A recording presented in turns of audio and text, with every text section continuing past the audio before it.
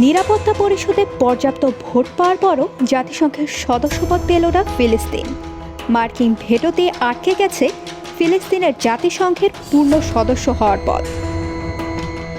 বৃহস্পতিবার নিরাপত্তা পরিষদের খসড়া প্রস্তাবটিতে ফিলিস্তিনকে জাতিসংঘের সদস্য হিসেবে অন্তর্ভুক্ত করতে 193 সদস্যের জাতিসংঘ সাধারণ পরিষদের প্রতি সুপারিশ করা হয়েছিল। নিরাপত্তা পরিষদে 15 সদস্যের 12টি এ প্রস্তাবের পক্ষে ভোট দিয়েছিল।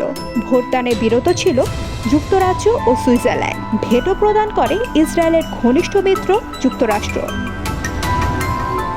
ভেটো না পড়লে প্রস্তাবটি পাশ হতে দরকার ছিল মাত্র 9 ভোট।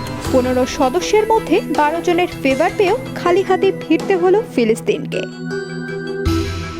নিরাপত্তা পরিষদের 5 স্থায়ী সদস্য যুক্তরাষ্ট্র, যুক্তরাজ্য, ফ্রান্স, রাশিয়া ও চীন। এদের একজন ভেটো দিলেই ওই প্রস্তাব আর পাশ হয় না। ফিলিস্তিন বর্তমানে জাতিসংঘের পর্যবেক্ষক সদস্য হিসেবে রয়েছে। 2012 সালে জাতিসংঘ সাধারণ পরিষদে কার্যত রাষ্ট্রের স্বীকৃতি পেয়েছিল ফিলিস্তিন। তবে পূর্ণ সদস্যপদ পেতে নিরাপত্তা পরিষদ এবং সাধারণ পরিষদের 2/3 সদস্যের অনুমোদন প্রয়োজন। অবশ্য সাধারণ পরিষদের 2/3 সদস্য ইতোমধ্যে ফিলিস্তিনকে রাষ্ট্র হিসেবে স্বীকৃতি দিয়েছে।